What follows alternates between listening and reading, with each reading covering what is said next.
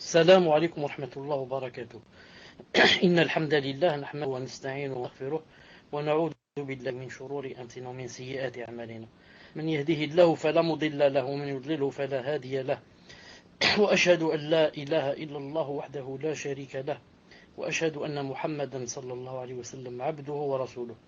يا أيها الذين آمنوا اتقوا الله حق تقاته ولا تموتن إلا وأنتم مسلمون. يا أيها الناس اتقوا ربكم الذي خلقكم من نفس واحدة وخلق منها زوجها منهما رجالا كثيرا ونساء واتقوا الله الذي تساءلون به والأرحام إن الله كان عليكم رقيبا. يا أيها الذين آمنوا اتقوا الله وقولوا قولا سديدا يصلح لكم أعمالكم ويغفر لكم ذنوبكم ومن يطع الله ورسوله فقد فاز فوزا عظيما. ألا إن أصدق الكلام كلام الله وخير الهدي هدي محمد عليه الصلاة والسلام وشر الأمور محدثاتها وكل محدثة بدعة وكل بدعة ضلالة وكل ضلالة في النار. حياكم الله جميعا. En cette soirée du samedi 21 d'Oul Hijjah 1434 de l'Hégire, correspondant au 26 octobre 2013 bi'idhnillahi ta'ala. Donc aujourd'hui, Inch'Allah ta'ala, c'est le 8e cours dans le livre de Cheikh Fawzan Hafidahullah, Aqidatu Tawhid. Aqidatu Tawhid. Si vous vous rappelez, la dernière chose qu'on a vue la fois passée, sur laquelle Cheikh Hafidahullah s'est basé, c'est que le Tawhid de la Seigneurie, Tawhid al-Rububiyya, il implique le Tawhid de la divinité. Et que reconnaître seulement le Tawhid de la Seigneurie Rububiyya ne sert à rien. Mais il doit te pousser à quoi? À reconnaître le Tawhid de l'Uluhiyya et l'Ilahiyya. Car si tu reconnais qu'Allah subhanahu wa ta'ala, c'est lui qui régit l'univers, c'est lui qui donne le rythme, c'est lui qui fait tomber la pluie, c'est lui qui agence ce kawn, cet univers. Donc normalement tu connaîtrais que donc il mérite d'être adoré. Subhanallah al-Azim. C'est lui qui a tous ces attributs-là. Au point où c'est lui qui commande tout, c'est lui qui a tout créé. Subhanallah al-Azim. Donc normalement on devrait quoi? On devrait l'adorer. Subhanallah al-Azim. Taïb. Donc on a terminé, Inch'Allah ta'ala, avec Tawhid al-Rububiyya. On avait dit que le Tawhid se divisait en 3 groupes. Rububiyya, Seigneurie, Tawhid, Uluhiyya, divinité, et Tawhid, asmason et attributs. Aujourd'hui, Inch'Allah ta'ala, on va passer à l'unicité de la divinité. Tawhid al-Uluhiyya.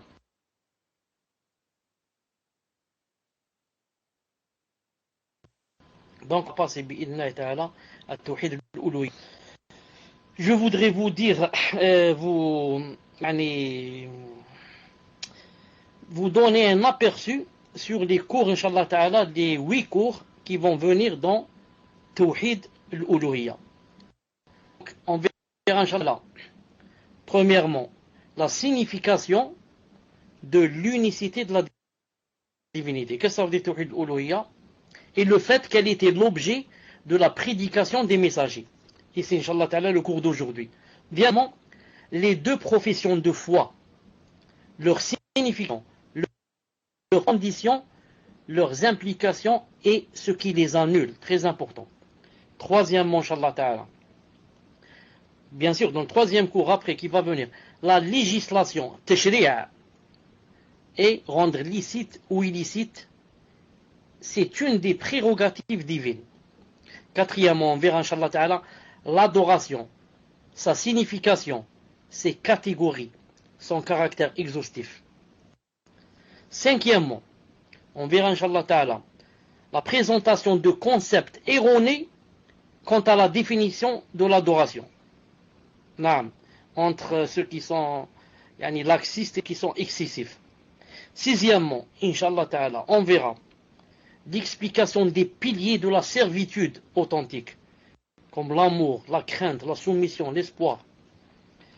7èmement, on verra, Inch'Allah ta'ala, ce sera un exposé des conditions de l'acceptation de l'adoration et des actes. Et des conditions, comme vous les connaissez sûrement, c'est la sincérité, l'ikhlas, et la conformité à la législation, l'ittiba. Et enfin, dans ce grand chapitre qui est l'unicité de la divinité, on verra enfin, il y aura un exposé des deux religions qui sont l'islam, ensuite la foi, l'iman, ensuite la bienfaisance, l'ihsan, suivi de leur définition et leur corrélation, bi'idnillahi subhanahu wa ta'ala. Donc le cours d'aujourd'hui, c'est ce titre-là. La signification de Tawhid al-Uluhiyya, de l'unicité de la divinité. Et aussi, on va prouver que c'était vraiment l'objet des prédications des messagers qui ont suivi, qui sont venus avant le prophète sallallahu alayhi wa sallam.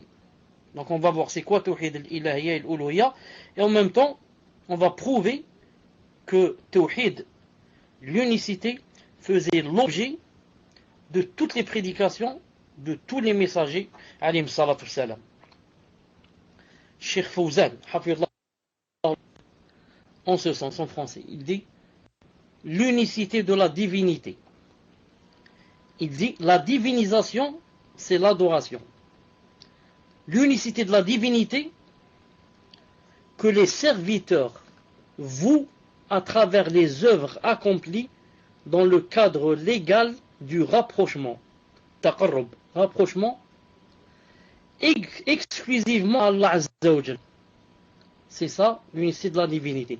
Telle que l'invocation, le vœu, nadr, l'émolation, nahr, l'espérance, raja, la crainte, al-khawf, la confiance, tawakkul, le désir, raghba, la crainte respectueuse, al-rahba, et le retour à Allah Azza wa Jal, l'inaba, et ce qui s'en rapproche. Tout ça, on doit les vouer exclusivement à Allah Azza wa Jal. Car on a dit que le tawhid de la divinité, c'était faire le tawhid d'Allah Azza wa Jal de par nos actes. Nos actes. C'est nous qui faisons le vœu, c'est nous qui faisons l'immolation, c'est nous qui faisons l'espérance, la crainte, la confiance, et comme ça. Cette catégorie de l'unicité est l'objet de la prédication des envoyés du premier au dernier. Non. Donc maintenant on a dit c'était quoi, on a expliqué c'était quoi l'unicité de la divinité, et maintenant on va prouver que cette catégorie d'unicité, c'est-à-dire l'unicité de la divinité, elle a fait l'objet de la prédication des envoyés qui ont été envoyés par Allah Azza wa Jal, du premier au dernier. Allah Azza wa Jal a dit dans le Coran, وَلَقَدْ بَعَثْنَا فِي كُلِّ أُمَّةٍ رَسُولًا أَنِ اعْبُدُوا اللَّهَ وَاجْتَنِبُوا الطَّاغُوتَ. Nous avons envoyé dans chaque communauté un messager pour leur dire adorez Allah Azza wa Jal et écartez-vous du tarout. Adorez Allah Azza wa Jal et écartez-vous du tarout. Je vais agrandir un peu le verset. Non. Donc, Allah Azza wa Jal a bien dit, nous avons envoyé dans chaque communauté un messager. Quoi le but du messager? Pour leur dire adorez Allah Azza wa Jal et écartez-vous du tarout. Le tarout, le grand tarout, c'est shaitan. Tarout, ça vient de celui qui dépasse les limites. Il peut être shaitan, il peut être une statue, un gouverneur, un muhim. Donc tout messager qui est venu, qu'est-ce qu'il a dit? Il a dit adorez Allah. Donc tout messager qui est venu spécialement pour l'unicité de la divinité. Car il leur a dit adorez Allah. Il leur a pas dit Allah c'est lui qui a créé ceci, cela. Non, il les a poussés, exhortés à faire l'unicité de la divinité bi'idhnillahi ta'ala. Allah Azza wa Jalla a dit également وَمَا أَرْسَلْنَا مِنْ قَبْلِكَ رَسُولٍ إِلَّا نُوحِي إِلَيْهِ أَنَّهُ لَا إِلَهَ إِلَّا أَنَا فَاعْبُدُونِ. Al-Anbiya 25. Le premier verset que j'avais cité tout à l'heure, j'ai oublié de dire, c'était Nahl 36. Maintenant, Al-Anbiya 25. Nous n'avons envoyé avant toi aucun messager à qui nous n'ayons révélé point de divinité en dehors de moi. Adorez-moi donc. Subhanallah al-Adim, ce verset est encore beaucoup plus clair. Ce verset montre que il n'y a aucun envoyé qui a été envoyé avant toi, ya Muhammad, alayhi salatu salam, sans que nous lui ayons révélé quoi? Attention, point de divinité en dehors de moi. Dis à ton peuple, point de divinité en dehors de moi. Adorez-moi donc. Donc, pour prouver que les messagers ont été envoyés pour faire tarkiz sur l'unicité de la divinité. Chaque messager, dit Cheikh Fawzan Hafidhullah, commence la prédication à son peuple en leur enjoignant de croire en l'unicité de la divinité, comme dire Nuh, Hud, Salih et Shu'aib alayhim salatu salam. On va donner quelques exemples. Regardez ce verset qui va venir.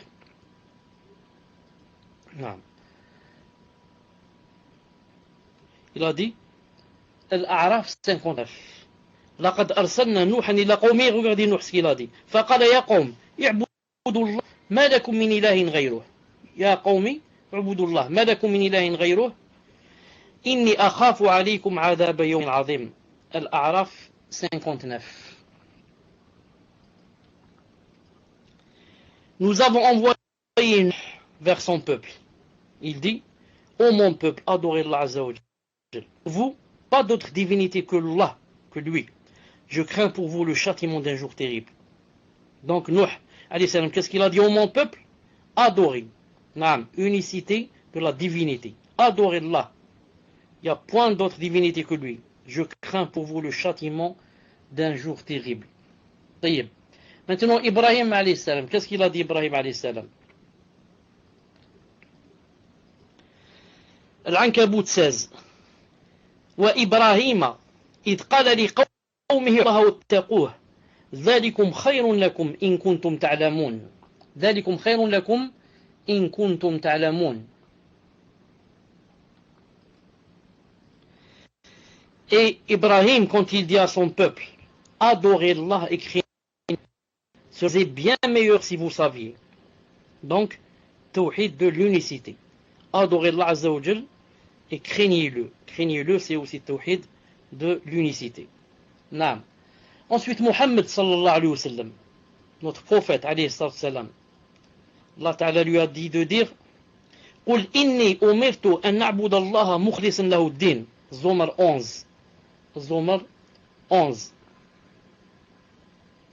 C'est-à-dire, dit à Muhammad, il m'a été ordonné d'adorer Allah en lui vouant exclusivement le culte.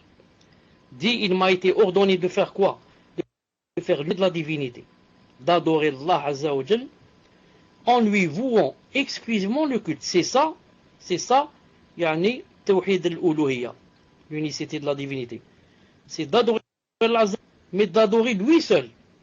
Pas en faisant du shirk, en adorant deux en même temps, ou bien trois. Non. Je lui voue exclusivement à lui, Azza wa Jal, le culte. Non. Le prophète alayhi salam a dit, dans le hadith authentique, il a dit,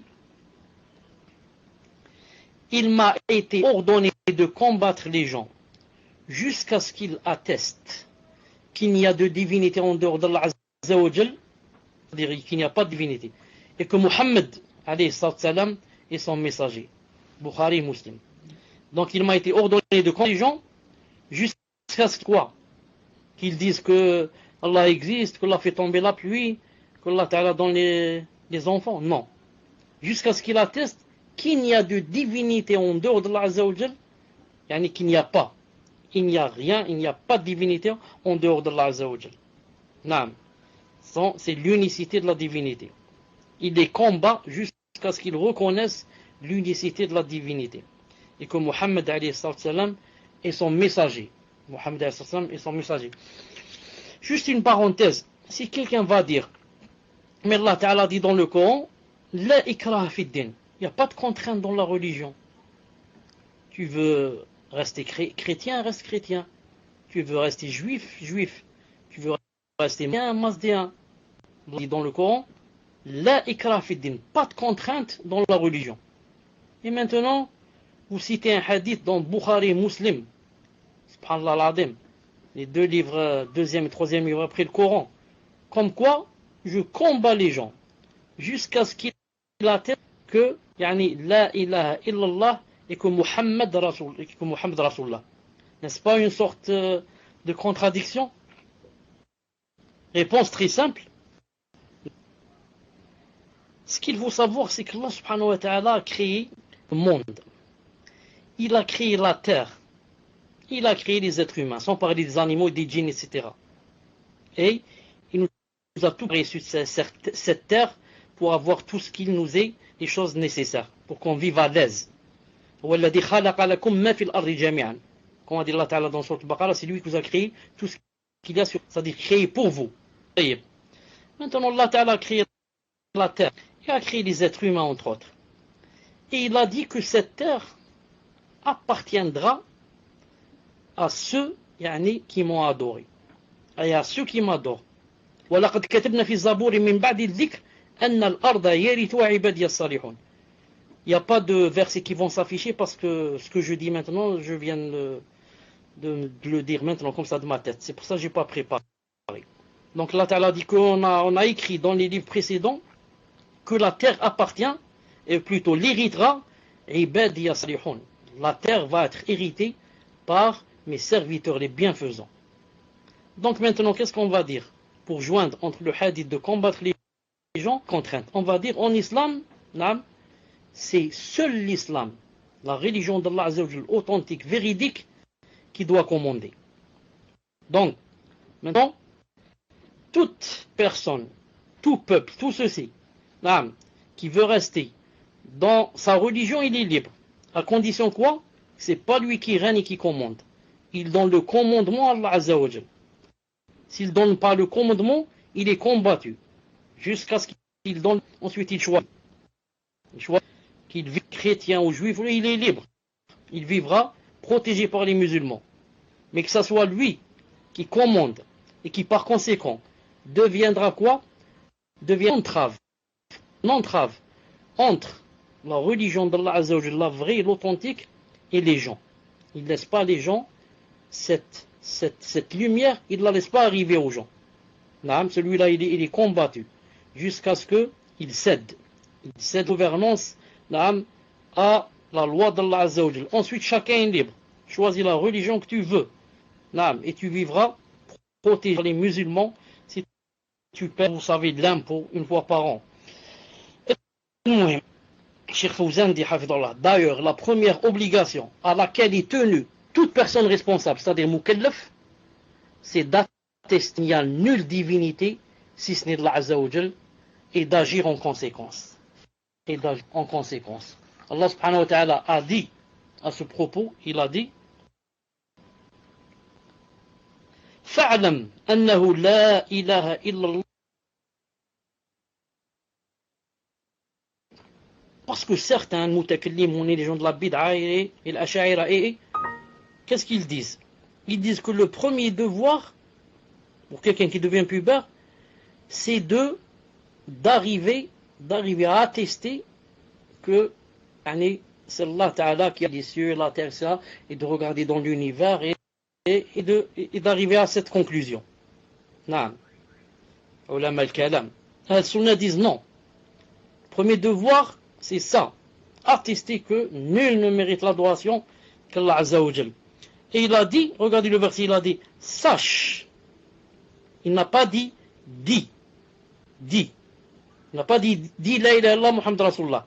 Il a dit, sache. C'est quelque chose qu'on doit apprendre. C'est pas une chose qu'on doit dire comme un perroquet. C'est pour ça que si je dis à un Chinois ou à un Allemand qui comprend rien en arabe, je lui dis, la ilaha illallah Muhammad Rasulullah. Il dit, la ilaha illallah Muhammad Rasulullah. Comme ça, difficilement, il n'est pas musulman. Pourtant, il a prononcé les deux phrases, les deux attestations qui vont rentrer en islam. Mais il n'est pas musulman. Il n'est pas encore devenu musulman. Pourquoi? Parce que Allah Ta'ala dit, sache qu'il n'y a point de divinité que moi. Alors que celui-là n'a pas su. Celui-là, il a fait comme un perroquet. Il a dit seulement deux phrases. Si on lui dit, qu'est-ce que ça veut dire ce que tu as dit? Il dit, je ne sais pas, j'ai répété ce que vous m'avez dit de répéter. D'où la grande erreur de certains, dans la da'wa des kuffar, etc., mais leur apprennent pas c'est quoi la ilaha illallah Muhammad Rasulullah. Il lui dit seulement, viens à cette phrase, et ça suffit. Naam. Alors que, après, quand il saura qu'il y a salat, il y a ceci, il y a cela, peut-être qu'il va apostasier. Et l'apostasie, c'est grave. S'il était resté kafir, c'est moins grave que rentrer en islam et apostasier. Allah Ta'ala dit, sache. Il faut... Donc la science. Sache que quoi? Sache donc qu'en vérité, il n'y a point de divinité digne d'adoration à part Allah. Et après, qu'est-ce qu'il a dit? Et implore le pardon pour ton péché et le péché des croyants, des croyantes. Regardez, donc sache, et ensuite quoi? Implore le pardon. Donc, on doit avoir d'abord la on se faire les œuvres.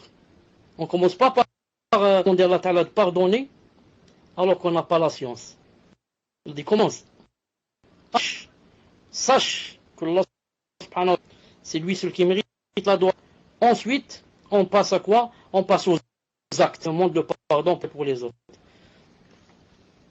Cheikh Hafidallah dit, la première chose qui est exigée de quiconque désire entrer dans l'islam, des deux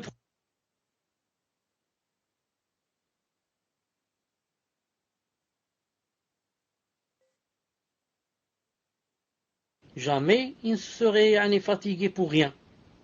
Naam. Cheikh l'Islam Ibn Taymiyyah, rahimahullah ta'ala, a dit dans Majmou' al-Fatawa, tome 1, page 24. Écoutez bien ce qu'il a dit. D'abord, est-ce que le est bon, est-ce qu'il ne coupe pas? Il a dit, sache, alhamdoulilah, sache que le besoin du serviteur de son Seigneur, le besoin du serviteur de son Seigneur, yani le besoin, combien qu'il a besoin de son Seigneur, implique qu'il l'adore et ne lui donne aucun associé.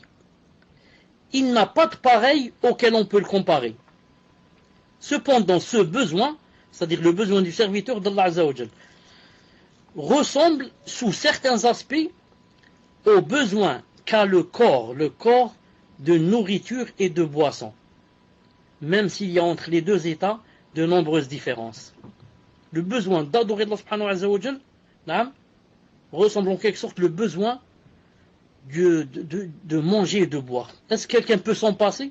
Quelqu'un peut dire je peux rester comme ça sans boire, sans manger des jours et des jours? Non, c'est pas possible. Il finira par mourir. Mieux, Ibn al-Qayyim, voilà, vital. Mieux, Ibn al-Qayyim, dans un de ses livres, il dit que le besoin du serviteur par Allah Azza wa Jal dépasse, il dit comme ça. Je crois que c'est dans Shifa al-Adil, ou bien Miftah Dar Saada, j'ai oublié. Il dit que, quand il dit, le besoin du croyant par rapport, c'est-à-dire de Seigneur, il dit dépasse le besoin du croyant, yani de la boisson et du manger. Continue, dit, le serviteur n'est en réalité que par son cœur et son âme, et celle-ci n'a de valeur que par son Dieu. Allah Azza wa Jal, en dehors de lui, de qui il n'y a pas de divinité. Elle ne trouve, c'est-à-dire l'âme, elle ne trouve l'apaisement dans ce bas monde que par le rappel d'Allah Azza wa Jal. Et même si le serviteur trouve du plaisir et de la joie en autre qu'Allah Azza wa Jal, cela ne dure pas. Cela ne dure pas. Cela varie d'un genre à un autre et d'une personne à une autre.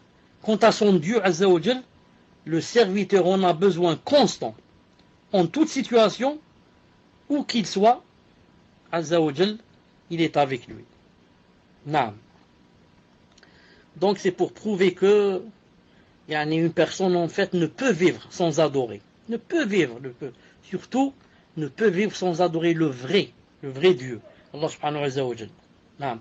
Quand il a dit ici, le cheikh il a dit, Cheikh Taymiyyah rahimahullah, il a dit, l'âme ne trouve l'apaisement dans ce bas monde que par le rappel d'Allah Azza wa Jal. Et même si le serviteur trouve du plaisir et de la joie en autre, cela ne dure pas. Je dis, on a posé une question à Cheikh l'Islam une fois dans Majmou' al-Fatawa, on lui a dit, est-ce que yani la personne qui adore une statue, etc., elle trouve... Afwan, c'est pas Cheikh l'Islam Taymiyyah, Cheikh l'Islam Ibn al-Qayyim. On lui a dit, est-ce qu'elle trouve un plaisir quand elle adore une statue, etc. Il a dit, c'est normal. Sinon, pourquoi alors elle serait fatiguée, elle fait tout ça? Non, elle trouve un certain plaisir dans son cœur. Mais ici, le cheikh dit, ce plaisir ne dure pas. Une fois, j'ai vu comme ça dans un document, je ne sais pas si je vous l'ai raconté ou pas, une chose qui m'a vraiment étonné.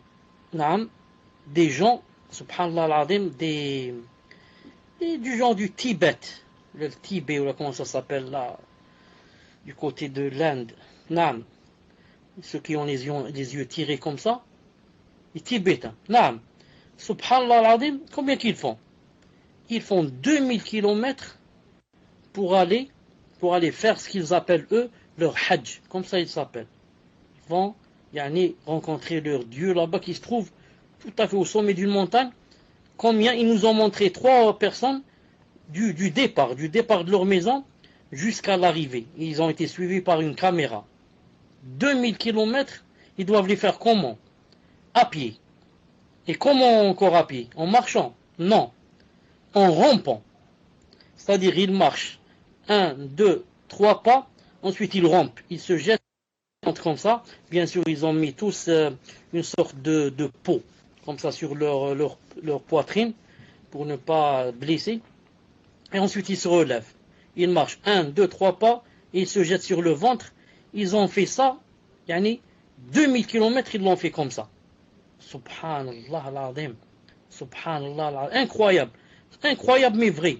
Et parmi ces 3 ou 4 personnes, il y avait miskin, un négaré, miskin, un vieux de 70 ans, je ne sais pas combien, il est malade. Mais il fait comme ça, subhanallah al-azim. Alors que nous, rahma, hadik ni'ma, tu es chez toi, subhanallah al-azim, dans ta maison, avec tes enfants, avec un verre de thé. Je suis assis, masha'Allah, en disant subhanallah, alhamdulillah, la ilaha illallah, et voilà, j'ai fait l'adoration. Allah Azza wa Jal est très proche de moi. Subhanallah al-azim. Alors que regardez comment le shaitan, subhanallah al-azim, le shaitan, comment qu'il les égare. Comment, il les fait, comment dirais-je, il les châtie. Comment Allah subhanahu wa ta'ala les châtie dans cette dunya avant l'au-delà. Je reviens jeudi. D'abord, alhamdulillah, alladhi hadana li hada, wa ma kunna linahtadiya lawla an hadana Allah. Si quelqu'un dit, comment se fait-il quand même, qu'il ressente le plaisir, etc. Là, je l'ai expliqué, j'ai dit que c'est normal qu'il ressente le plaisir, sinon il ne va pas faire tout ça pour rien. Mais Ibn al-Qayyim, rahimahullah, a bien montré. Il a donné un exemple, mashallah, qui m'a plu beaucoup. Il a dit le plaisir que ressent le kafir quand il adore sa statue, ou bien quand il fait des choses à cause d'elle, il se torture à cause d'elle, etc. Il a dit le plaisir qu'il ressent, on peut le comparer au plaisir que ressent une personne qui a la gale lorsqu'elle va comment on dit le verbe en arabe, yikhbash, comment on dit yikhbash? Il va se frotter avec ses ongles. Vous savez, celui qui a la gale, se gratter, barakallahu fi, gratter, jazakallahu khair. Donc, celui qui a la gale, il a beaucoup de démangeaisons, beaucoup fortes. Qu'est-ce qu'il doit faire? Il doit se gratter. Quand il se gratte, il trouve un plaisir ou il ne trouve pas? Un plaisir, un grand plaisir. Mais quel plaisir? Est-ce que ça c'est un plaisir? Le plaisir où tu dois te gratter avec tes ongles jusqu'à te faire couler le sang. Et si tu coules le sang, tu es heureux, tu es content. Pourquoi? Car tu as arrêté les démangeaisons. Voilà, il a dit à peu près, c'est ça le plaisir que ressent le kafir. Est-ce qu'on appelle ça un plaisir? C'est pas un plaisir. C'est pas un plaisir ça. C'est pas ça le vrai plaisir. Le vrai plaisir se trouve dans le cœur. Quand Allah Azza wa Jal fait descendre dans ton cœur sakina. La quiétude, la sérénité, l'apaisement. Tu te sens le plus riche alors que tu n'as rien. Tu te sens le plus heureux alors que tu ne possèdes rien. Subhanallah al-Azim. Tu te sens comme un ange, masha'Allah. Comme un ange, tu te sens. Alors que, enfin, tu ne vaux rien dans la société pour certains gens. Et tu n'as rien, si on te compare avec les riches, etc. Tu n'as rien. Et pourtant, eux, les richards et les milliardaires, et ceux qui possèdent tout, tu vas leur parler, ils te disent on est très malheureux. Comment se fait-il, toi, que tu sois heureux? Tu n'as rien. Naam, tu n'as rien, juste le porter sur toi, naam, et des mules dans tes pieds. Et subhanallah al-Azim, tu es là, toujours heureux, toujours gai, toujours content d'aller à la mosquée, de revenir, de lire le Coran, de ceci, cela, on ne comprend pas. Nous, on a des milliards et on se suicide. On a des dépressions. On est toujours à l'hôpital. On ne comprend pas ça. Naam, vous ne le comprenez pas et ne le comprendrez pas jusqu'à ce que vous goûtiez de cette lumière en rentrant naam, en islam pour que vous compreniez ces choses-là. C'est comme quelqu'un qui est dans un tunnel ou bien dans un puits tout noir. Et quand il est né, on l'a mis dans ce puits. Un puits fermé où il ne voit jamais le ciel. Et qu'est-ce qu'il croit? Il croit que c'est ça la vie. Il n'a jamais vu dehors. Donc il croit que c'est ça la vie. Tout le monde est comme lui. Ils sont tous dans des puits. Mais un jour qu'on le fera sortir, il comprendra. Il dira Subhanallah. Où j'ai été, où je suis. Je ne savais pas ça. Subhanallah l'azim. Il faut quoi? Il faut goûter pour savoir où on était. C'est pour ça que tous les gens qui rentrent en islam, qu'est-ce qu'ils disent? Ils disent Subhanallah al-Azim. On était dans les ténèbres. On était dans l'obscurité totale. On était dans l'égarement total. Et on croyait qu'on était masha'Allah. Et qu'on était nous les plus forts, les plus riches, les plus beaux, les plus intelligents, les plus ceci, cela. Alors qu'on ne vaut rien. On n'était que des pécheurs, des grands pécheurs. Qui volaient, qui montaient.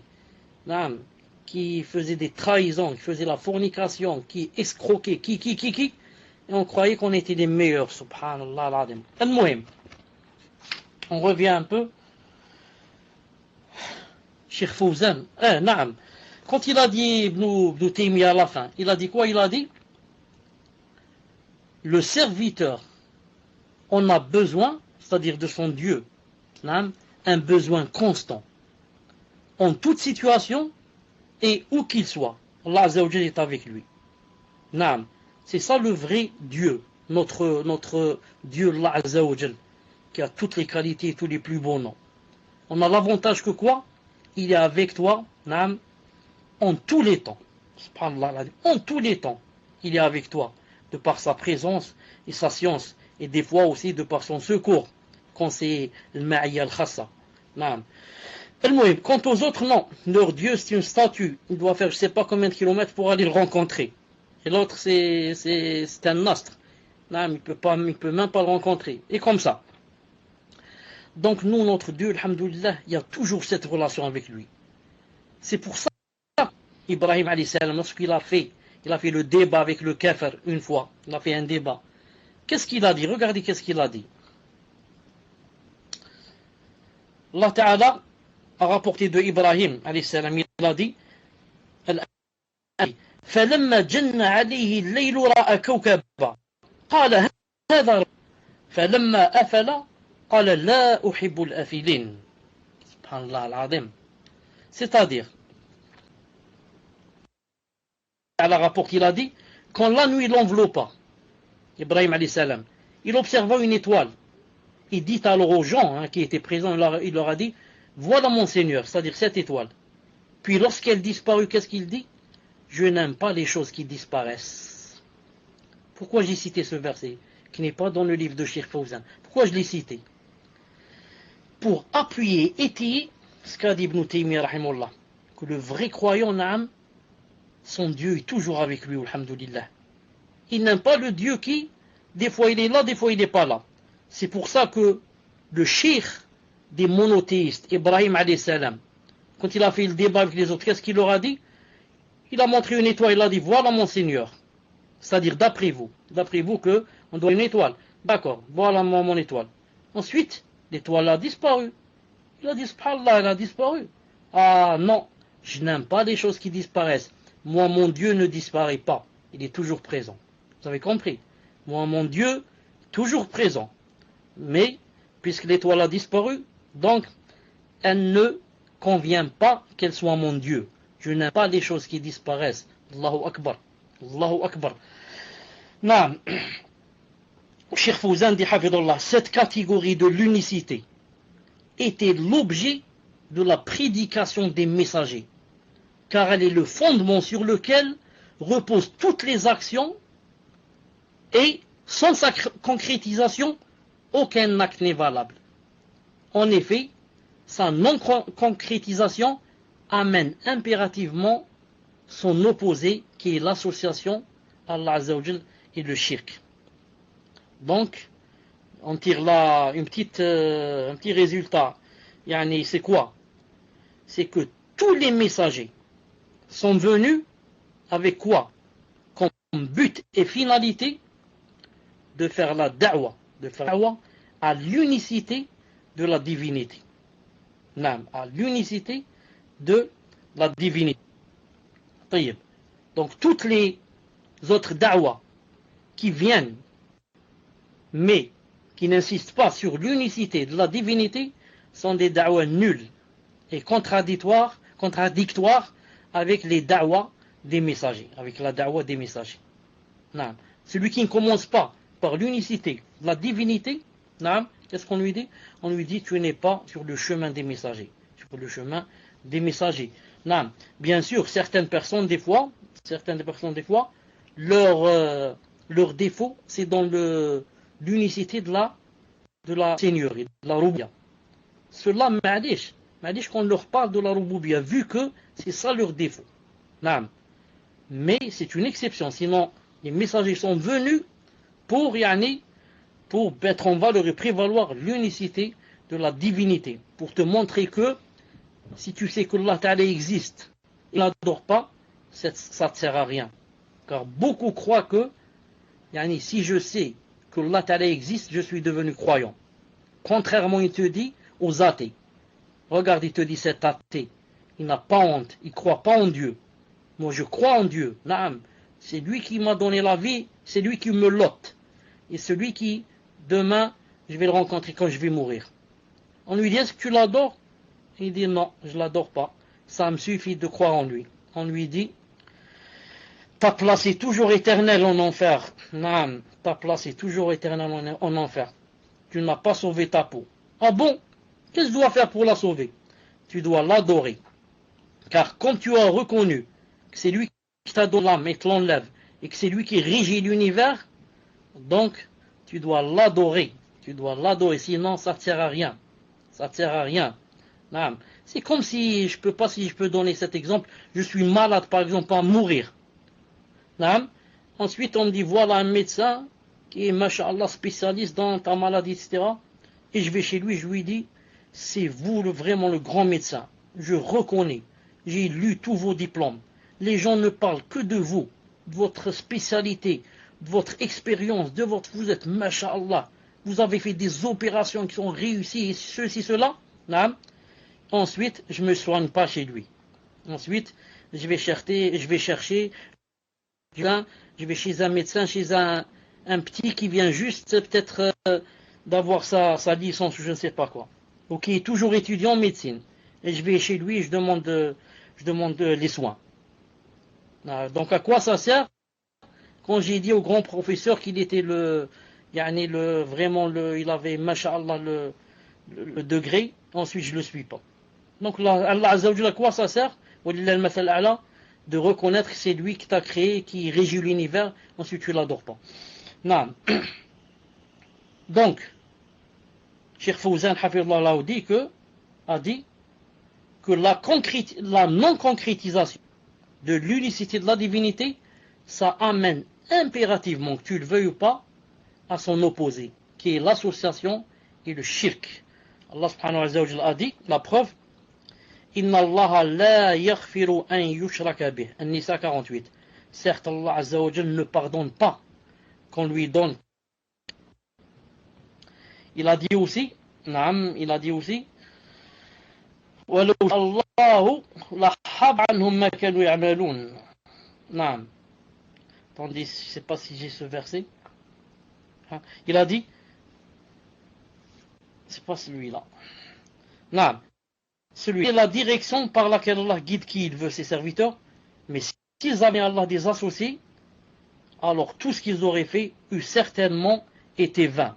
Alors tout ce qu'ils auraient fait eût certainement été vain. C'est-à-dire, en arabe, ذلك هدى به من يشاء من عباده ولو أشركوا لحبط عنهم ما كانوا يعملون. 88. Non. C'est-à-dire que toute personne, fût-elle un messager, si elle fait du shirk, toutes les œuvres seront nulles. Comme a dit Allah Ta'ala, وَلَقَدْ أُوحِيَ إِلَيْكَ وَإِلَّذِينَ مِنْ قَبْلِكَ لَإِنْ أَشْرَكْتَ لَيَحْبَطَنَّ عَمَلُكَ. Allah Ta'ala il a dit, il t'a été révélé à toi et à ceux qui t'ont précédé, Ya Muhammad, que si tu fais du shirk, tes œuvres seront nulles. Tout descendra. Subhanallah al-Azim. Non. D'ailleurs, c'est écrit ici. Est-ce que tu trouves Non, à 10. Une seconde. Il a dit. Voilà, c'est là. Alors, telle est la direction par laquelle Allah il guide ses serviteurs. Mais s'ils avaient donné à Allah des associés, alors tout ce qu'ils auraient fait eût certainement été vain. Il a dit aussi وَاعْبُدُوا اللَّهَ وَلَا تُشْرِكُوا بِهِ وَاعْبُدُوا اللَّهَ وَلَا تُشْرِكُوا بِهِ شَيْئًا وَبِالْوَالِدَيْنِ إِحْسَانًا. An-Nisa 36. Adorez Allah Azza wa Jal et ne lui donnez aucun associé. Agissez avec bonté envers vos pères et mères. Non. Il a dit aussi وَقَضَى رَبُّكَ أَلَّا تَعْبُدُوا إِلَّا إِيَّاهُ وَبِالْوَالِدَيْنِ إِحْسَانًا. Ton Seigneur a décrété n'adorer que lui et marquer de la bonté envers les pères et les mères. Non. Il a dit aussi قل تعالوا أتلوا ما حرم ربكم عليكم ألا تشركوا به شيئا وبالوالدين إحسانا. Je vais réciter ce que votre Seigneur vous a interdit. Qu'est-ce qu'il a interdit? Il a dit ne lui associez rien et soyez bienfaisants envers vos pères et vos mères. Naam. Voilà, Inch'Allah Ta'ala, pour le cours d'aujourd'hui. Naam. Et c'était quoi? C'était montrer le sens de l'unicité de la divinité et montrer aussi que tous les messagers, y compris Muhammad alayhi salam, sont venus dans leur da'wah en insistant sur quoi? Sur l'unicité de la divinité et que quiconque ne suit pas le chemin des messagers, rien ne sera accepté de lui bi'idhnillahi ta'ala. On se rencontre Inch'Allah Ta'ala dans 10 minutes, un quart d'heure. Subhanak Allahumma bihamdik. Ashhadu an la ilaha illa ant. Astaghfiruka wa atubu ilayk. Wassalamu alaykum wa rahmatullahi wa barakatuh. Tfaddal Muslim, si tu es prêt, Inch'Allah Ta'ala, pour la première question. Bismillah wa salatu wa salam ala rasulillah. Cheikh, en fait, ça n'est pas musulman, ça va être moi, Inch'Allah. Je commence avec une question sur le cours, Inch'Allah, bi'idhnillah. C'est une question d'une sœur qui demande Cheikh, qu'en est-il des koufars comme ceux qui font un pacte et payent l'impôt pour vivre dans des pays musulmans et qui font la marsiya comme la zina par exemple? Applique-t-on la sharia sur eux? Barakallahu fikum wa jazakumullahu khaira. Et pouvez-vous juste répéter la phrase que vous avez dit concernant les koufars qui doivent reconnaître les jugements d'Allah pour vivre en paix, car c'est un peu confus. Barakallahu fikum.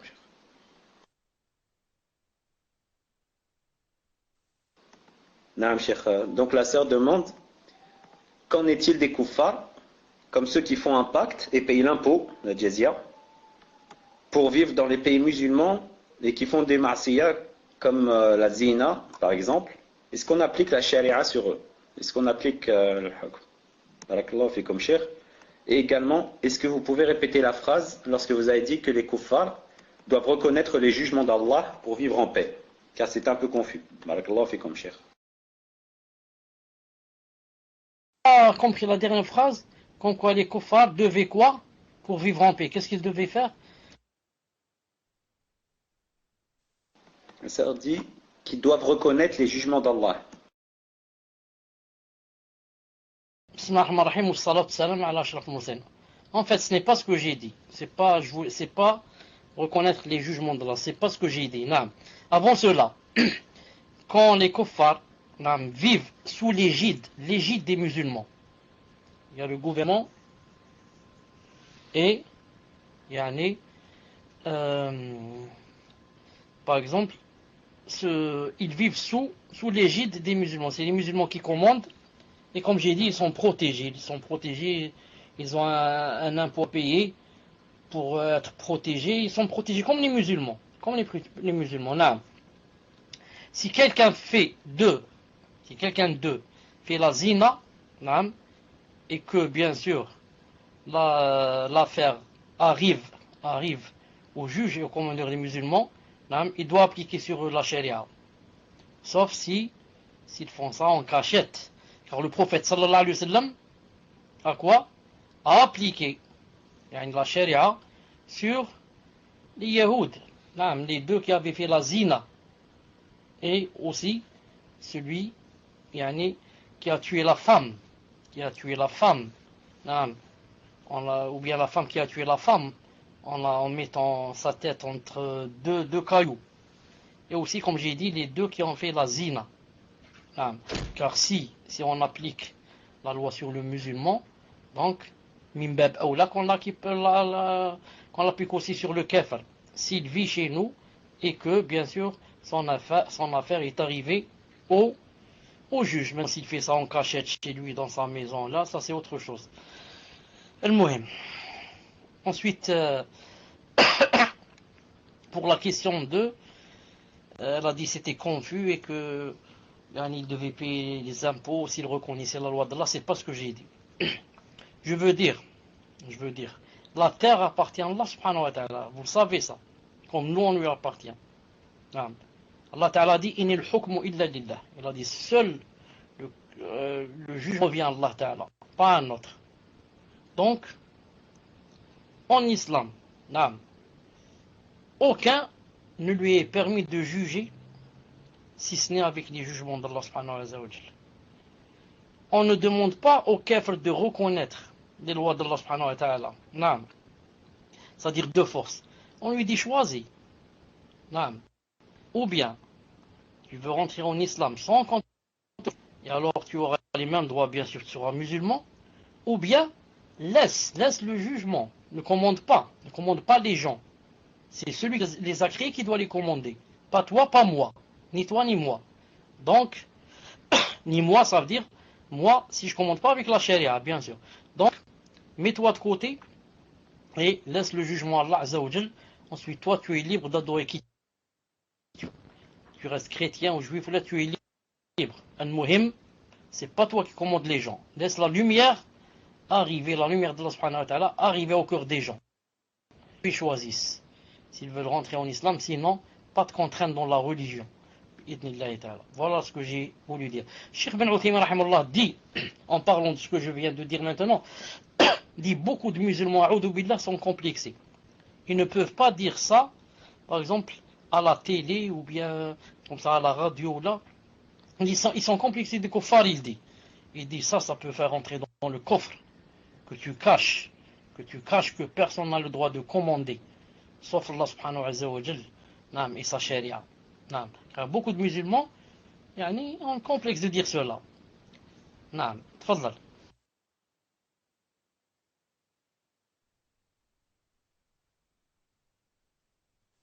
Barakallahu fikum, cher. Question suivante d'une sœur également qui demande et qui dit Ahsanallahu ilaykum, afwan cher, je n'ai pas bien compris l'explication que vous avez donnée concernant le hadith. Il m'a été ordonné de combattre les gens jusqu'à ce qu'ils attestent qu'il n'y a de divinité en dehors d'Allah Azza wa Jal et que Muhammad alayhi salam est son messager. Et le verset nulle contrainte en religion. Pouvez-vous expliquer de nouveau, Jazakumullahu khaira, et qu'Allah soit bienfaisant envers vous et qu'il nous fasse profiter de votre science. En fait, j'étais en train de chercher un verset, c'est pour ça que j'ai un peu tardé. Est-ce que vous m'entendez? Dans ce fait, ستدعون إلى قوم أولي بأس شديد تقاتلونهم أو يسلمون. تقاتلونهم أو يسلمون. Regardez en français. Regardez en français.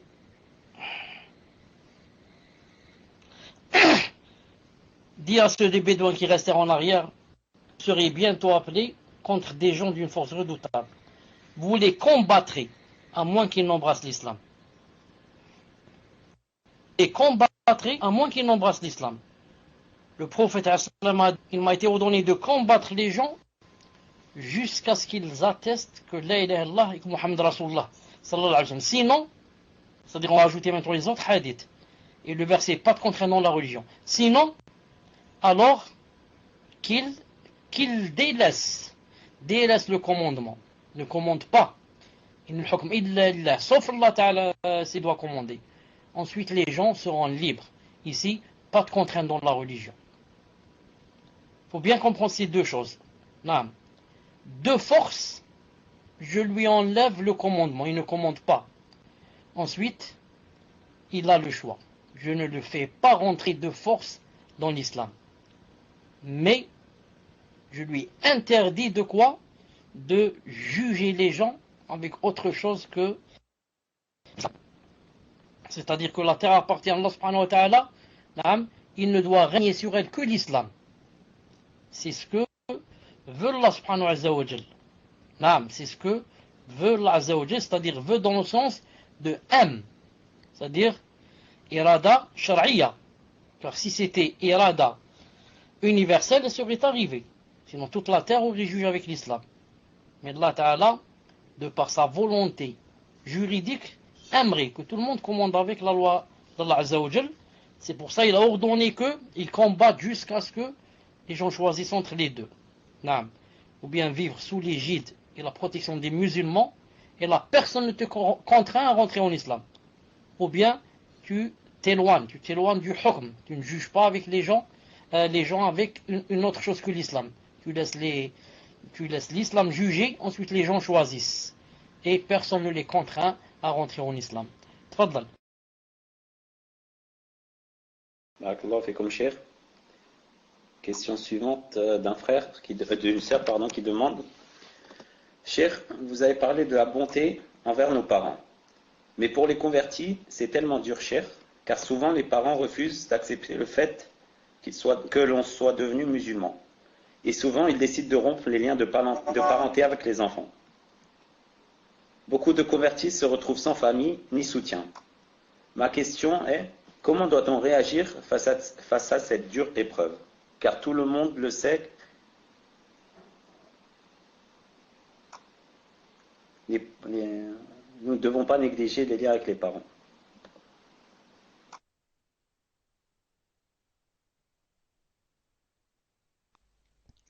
Ibn Mohammed, répète, Inch'Allah, le cher a été déconnecté. Barakallahu fik. Répète la question.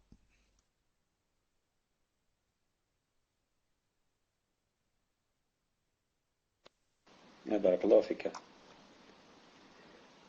Cher, vous êtes là, cher? Là, je reprends, Inch'Allah, cher. Donc la question de la sœur est: Cher, vous avez parlé de la bonté envers nos parents. Mais pour les convertis, c'est tellement dur, cher, car souvent les parents refusent d'accepter le fait qu'ils soient devenus musulmans. Et souvent ils décident de rompre les liens de parenté avec leurs enfants. Beaucoup de convertis se retrouvent sans famille ni soutien. Ma question est: comment doit-on réagir face à cette dure épreuve? Car tout le monde sait que les parents, ce que sont les parents, et nous ne devons pas les négliger.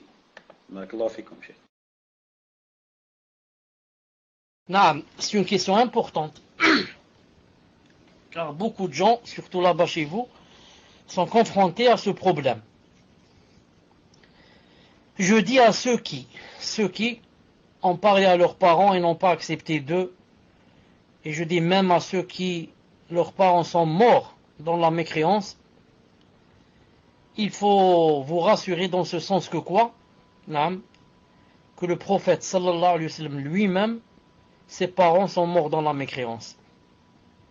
Et qui est le prophète alayhi salam, et qui sommes-nous par rapport à lui?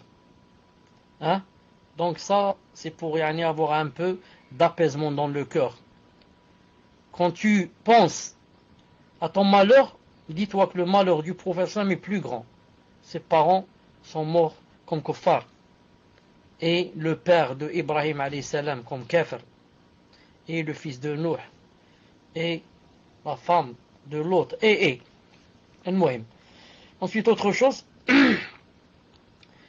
Quand je parle à quelqu'un, je lui parle, surtout si c'est des parents, je dois toujours faire de sorte comment faire pour garder le lien de parenté. C'est-à-dire, moi, quand je sais maintenant qu'il ne veut pas que je lui parle d'islam, je ne lui parle pas. Pourquoi? Parce qu'il ne veut pas, et il m'a dit, je ne veux pas entendre ça de toi. Non.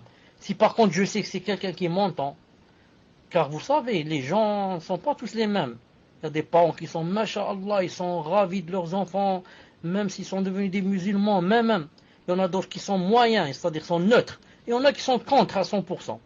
Celui qui est contre à 100%, je ne lui parle pas, s'il ne veut pas. Non.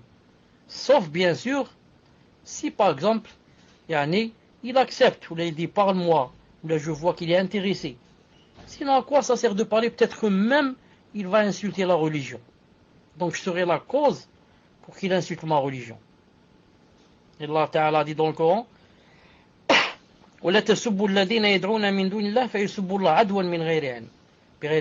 Allah Ta'ala dit que, attention, n'insultez pas ce que les kuffars adorent en dehors d'Allah Azza wa Jal, parce qu'ils vont insulter votre Dieu, par ignorance et par adwan, c'est-à-dire par adversité. Donc ne sois pas la cause pour que l'islam soit insulté. Je dis, à part cela, essaye toujours de garder le lien de parenté avec les parents, même si ce sont des bouddhistes, et de leur obéir à chaque fois qu'ils te demandent, sauf s'ils te demandent de faire le haram ou de délaisser l'obligatoire. C'est pour ça que le prophète sallallahu alayhi wa sallam, quand la mère de Asma, qui était une associatrice, est venue voir sa fille et lui a demandé de l'aide en argent, elle n'a pas su quoi faire. Elle a dit au prophète alayhi salam, est-ce que je dois lui donner ce qu'elle demande? Il a dit c'est Léa. Le hadith se trouve dans le Bukhari. Il doit dire Naam. Donne-lui ce qu'elle a besoin. Et c'est dans le sens de garder une bonne relation avec elle, même si elle est kafira. Donc que chacun, Inch'Allah Ta'ala, de vous connaît ses parents et chacun va voir comment aller doucement. Et il faut qu'ils se mettent dans la tête que c'est pas parce que je leur ai parlé aujourd'hui qu'ils doivent être convaincus et demain ma mère va dire La ilaha illallah Muhammad Rasulullah et va dire donne-moi ton djilbab. Je vais le mettre. Non, c'est pas comme ça. Doucement. Pour ceux qui leurs parents acceptent d'écouter. Doucement. En leur offrant des livres, en leur offrant des cassettes. Et les laisser, on va laisser l'idée mûrir dans leur tête. Ensuite, un jour, on ne sait jamais si Allah Ta'ala leur a écrit d'embrasser l'islam, le fruit viendra bi'idnillahi ta'ala. Puisse Allah Azza wa Jal vous aider dans cette tâche difficile. Tfaddal. Enfin, Cheikh, avant de lire la question suivante, c'était pour savoir, quand vous avez dit 15 minutes, c'est qu'on a que 15 minutes viennent de s'écouler ou il reste 15 minutes. Barakallahu fikum. Tu m'as fait rire, Badak, s'il reste 15 minutes. Donc, est-ce que j'ai parlé pendant 45 minutes? C'est pas la non. Maintenant, 20 minutes se sont écoulées. Tfaddal. Vous riez tous alors que vous m'avez tous demandé en privé ce que voulez vous dire, Cheikh. On croyait que Cheikh, vous aviez quelque chose à faire, c'est pour ça. Donc la question suivante, Cheikh, question d'une sœur également qui demande Hafidakumullah ajma'in, qu'Allah Ta'ala nous compte tous parmi ses serviteurs qu'il aime. Cheikh, min fadlikum, pouvez-vous réexpliquer ce que veut dire Allah wa jazakumullahu khaira wa barakallahu fikum? Naam, Allah. La hawla wa la quwwata illa billah. Naam. C'est un nom propre. C'est pas comme Ilah, qui veut dire Dieu.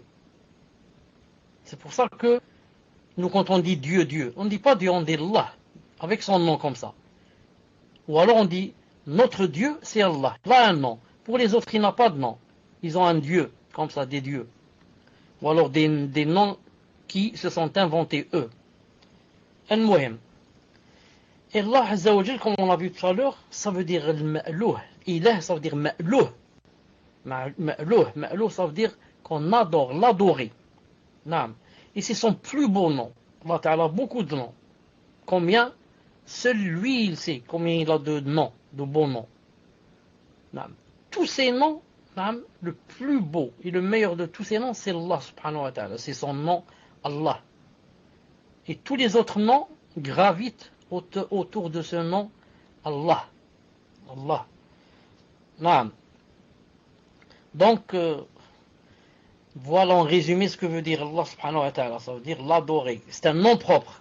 C'est l'ilah qui veut dire adorer, ma'louh. Quant à Allah, c'est un nom propre. Allah Azza wa Jal est son plus beau nom. Tfadlal. Barakallahu fikum, cher. La question suivante est la question d'une sœur qui dit: vous disiez qu'en tant que musulmans, nous sommes plus heureux que les non-musulmans. J'ai ressenti ça à un moment de ma vie quand ma foi était vivante. Mais là, je fais des efforts pour la retrouver, mais j'ai du mal à être assidu comme avant. Je me sens malheureuse, j'ai moins la joie que j'avais avant.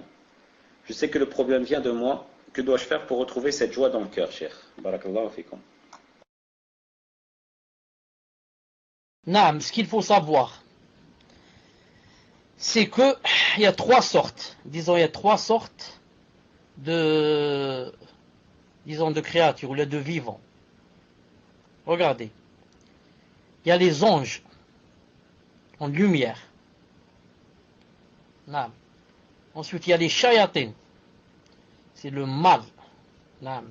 Signe du mal. Subhanallah. Ensuite, il y a l'être humain qui est au milieu. Maintenant, plus tu fais les adorations avec sincérité, même si elles sont pas nombreuses, plus tu commences à monter vers le haut, c'est-à-dire vers le monde des anges. Quand je dis monter, tes pieds sont toujours sur terre, mais tu sens ton cœur monter. Tu t'allèges, tu te sens léger. Tu voudrais voler de joie. Tu te sens léger. Plus maintenant tu fais les péchés et délaisses les obligations et te détournes du sentier d'Allah Azza wa Jal, plus tu t'alourdis. Tu descends vers l'autre domaine des shayatines. Tu t'alourdis. Plus tu as du poids. Et plus tu descends vers la terre au lieu de monter vers le ciel. Et les anges, tu descends vers la terre. Et tu te sens lourd. Non seulement ton cœur est lourd, mais aussi ton corps. Non seulement ton corps sera lourd, mais surtout ton cœur. Tu sens un poids de chagrin dans ton cœur. Un poids de souci sur tes épaules. Subhanallah, d'où ça vient? Ça vient seulement que tu t'es détourné plus ou moins du sentier d'Allah Azza wa Jal. Et Allah Ta'ala a donné cette obscurité dans le cœur, d'après combien cette personne a délaissé de choses que Allah Ta'ala aimait.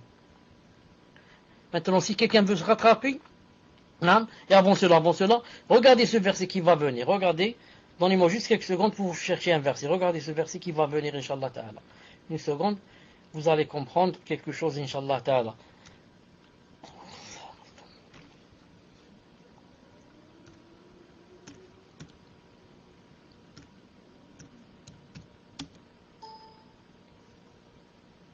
Regardez ce verset. التوبة 38 يا أيها الذين آمنوا ما لكم إذا قيل لكم انفروا في سبيل الله إذ ثاقلتم إلى الأرض أرضيتم بالحياة الدنيا من الآخرة فما متاع الحياة الدنيا في الآخرة إلا قليل الله أكبر. Regardez ce verset, Allah Ibarak, regardez. En français. Ô vous qui croyez, qu'avez-vous? Lorsqu'on vous a dit, élancez-vous dans le sentier d'Allah, allez faire le djihad, vous vous êtes appesantis sur la terre. La vie présente vous agrée-t-elle plus que l'au-delà? Or, la jouissance de la vie présente ne sera que peu de choses comparée à l'au-delà. C'est quoi ici ce que je veux dire, moi? qu'est-ce qui se passe quand on vous a dit faites ce que Allah Ta'ala aime, ici c'est élancez-vous dans le sentier d'Allah, faites le djihad, adorez Allah Ta'ala, montez vers les cieux en l'adorant. Qu'est-ce que vous avez? Vous avez le contraire, vous vous êtes appesanti sur la terre. Subhanallah, vous descendez vers le bas au lieu de monter vers le haut, vous descendez vers la terre et maintenant vous avez un poids qui pèse, vous êtes appesanti sur la terre. Plus tu fais des péchés, plus tu te sens lourd et ton cœur devient lourd et tu descends vers la terre. Tu ne peux plus décoller un peu vers le haut. Et plus tu adores Allah subhanahu wa ta'ala, plus tu es sincère, plus tu te sens léger. Tu veux voler, comme une plume. Tu te sens léger, tu aimes sourire à tout le monde, tu voudrais aider tout le monde, tu voudrais donner tout ton argent si c'était possible, tu voudrais ne pas t'arrêter de faire le bien, ne pas t'arrêter de jeûner, de prier, de. Et comme ça. Le prophète sallallahu alayhi wa sallam a dit dans un hadith Hassan, Cheikh Al-Albani rahimahullah avait dit Da'if, ensuite est revenu, a dit Hassan. Il a dit que l'ange avait, disons un toucher, si je puis dire, comme ça, dans le sens, une influence sur l'être humain. Et il a dit, le shaitan a aussi ce toucher sur l'être humain. C'est comme si, juste pour approcher un peu l'image, c'est comme s'il frappait comme ça, un coup, sur ton cœur. Il y a l'ange, et il y a qui? Il y a le shaitan. Il a dit, quand tu sens, comme ça a dit alayhi salam, quand tu sens dans ton cœur, le khair et le bien, etc., les choses qui ont rapport avec Allah, le Jannah, etc., ça, c'est l'ange qui a fait son influence sur ton cœur. Et quand tu sens le contraire, takdib, tu voudrais ne pas croire en ces choses, tu voudrais faire le péché, tu voudrais que ça veut dire c'est le shaitan qui a fait son jeu dans ton cœur. Et l'être humain, nous sommes entre les deux. Chaque jour que tu vis, chaque jour nouveau, ça dépend qui va prendre le dessus en toi. Est-ce que c'est le shaitan? Est-ce que c'est l'ange? Si c'est l'ange qui prend le dessus, car tu t'es réveillé avec le dhikr, tu as commencé par la salat, ensuite peut-être tu as lu du Coran, ce jour-là peut-être tu as jeûné, peut-être tu vas faire de moment, tu vas aller rendre visite aux malades, cela, ce jour-là ce sera l'ange qui aura le dessus sur toi et qui influera sur ton cœur. Tu passeras la journée, masha'Allah. Si jamais tu te lèves, à 10h du matin, tu n'as pas prié le subh, et tu as passé la nuit à la télé, et peut-être avec un film de choses horribles, a'udhu billah, tu vas te lever, c'est le shaitan qui a le dessus sur toi. Tu vas passer la journée, une journée horrible, noire, qui ne veut pas se terminer, a'udhu billah. Peut-être même que tu penses au suicide, tu dis j'en ai marre de cette vie, a'udhu billah. Donc, celui qui veut, le chemin est clair. Allah Ta'ala t'a donné deux chemins, t'a dit voilà le chemin qui mène à moi. Et je te laisse pas comme ça aveugle. Voilà ce que je te montre, ce que tu dois faire. Fais ceci, cela, je serai ravi de toi, je te ferai vivre le paradis 2 fois, dans ce bas monde et dans l'au-delà. Maintenant tu veux te détourner, tu es libre. Mais je te ferai quoi? Je te ferai goûter l'enfer 2 fois. Dans ce bas monde, l'enfer sera dans ton cœur. Tu vivras, les moments les plus malheureux de ta vie. Ensuite, il y a l'enfer qui attend là-bas, a'udhu billah. Voilà, Inch'Allah Ta'ala, pour la réponse, que la personne se ressaisisse, mais qu'elle commence à faire, Inch'Allah Ta'ala, les adorations, et qu'elle s'éloigne, Inch'Allah Ta'ala, des péchés qu'elle est en train de faire maintenant. Puisse Allah subhanahu wa ta'ala l'aider, nous aider tous. Tfadlal. Amin ya Rab. Barakallahu fikum, cher. La question suivante. La question d'un frère qui demande, qui est un peu similaire à une question précédente, mais c'est pour être sûr, cher, que le frère a bien compris.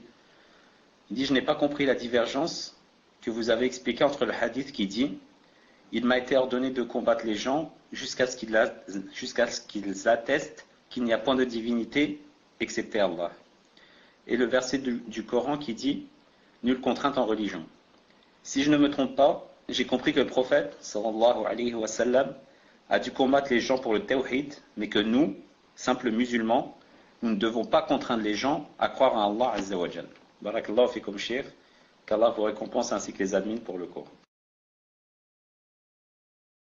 Alaykoum salam wa fika barla. Je ne comprends pas pourquoi vous voulez comprendre. Là, je ne sais pas, je ne comprends pas pourquoi aujourd'hui, là, 3 ou 4 questions, c'est toujours la même question. Le hadith et le verset. Et pourtant, c'est moi qui ai suscité cette affaire. C'est moi qui, après avoir cité le hadith, j'ai dit, si quelqu'un dit, le verset qui dit, pas de contrainte dans la religion, comment qu'on lui répond? Et j'ai répondu 2 ou 3 fois, mais apparemment vous n'avez pas pu comprendre. Puisse Allah subhanahu wa ta'ala m'aider et vous aider. Non. Donc je répète, je dis, il est interdit. Bon, interdit, une interdiction universelle. Sauf, en islam, Allah subhanahu wa ta'ala, quand il a créé le monde, et il a créé l'être humain, et il a créé la terre. Je ne parle pas maintenant des animaux ou des djinns ou là. Je parle de la terre et des êtres humains. Regardez ce qu'il a dit dans le Coran. Laissez-moi une seconde, vous ramenez le verset, une seconde.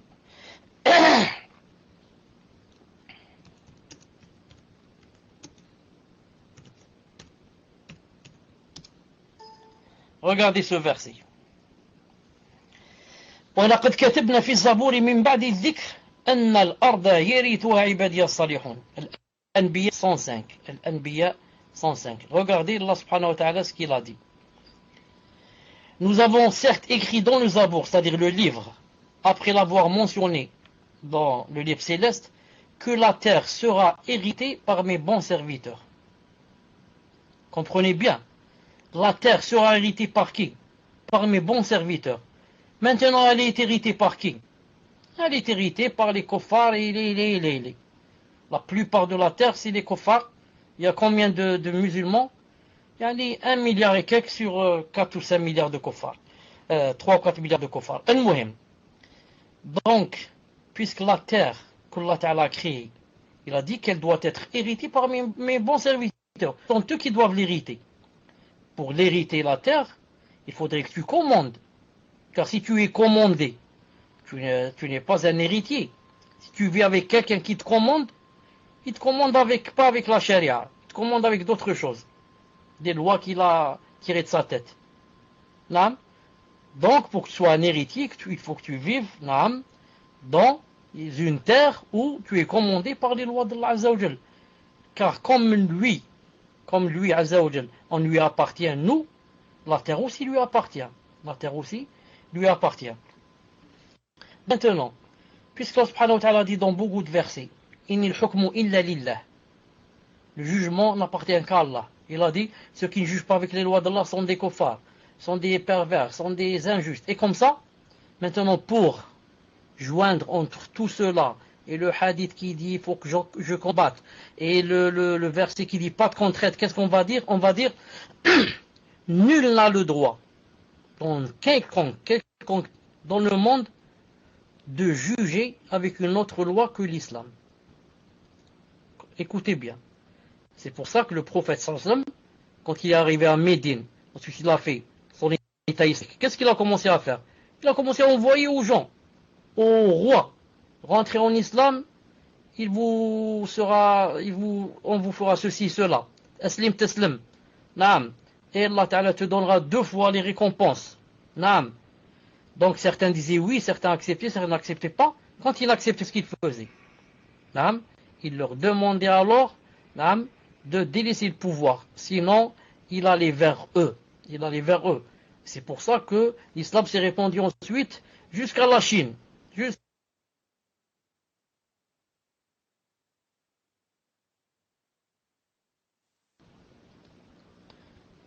Non. Ensuite, l'islam, comme j'ai dit, s'est répandu jusqu'à la Chine, ce qu'on appelle le futuhat. Est-ce que quelqu'un peut me dire en français comment ça s'appelle, futuhat? Je connaissais le mot, je l'ai oublié. Futuhat, c'est les batailles. Non, pas les batailles. Non, ça a un autre nom. Futuhat, les conquêtes. Barakallahu fik, les conquêtes. Non, conquérir, les conquêtes. Al-Muhim.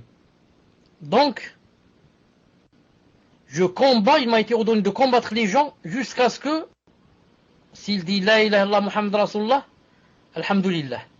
Naam. S'il dit pas maintenant, je peux pas le forcer à ce qu'il dise. Car Allah Ta'ala dit dans le Coran, il n'y a pas de contrainte dans la religion. Pas de contrainte dans la religion. Je ne peux pas forcer à quelqu'un, je lui dis, rentre de force dans l'islam. Alors qu'est-ce que je lui dis alors? Je lui dis, puisque tu ne veux pas rentrer dans l'islam, ma'alish, tu es libre, écarte-toi de la gouvernance. Ne gouverne pas.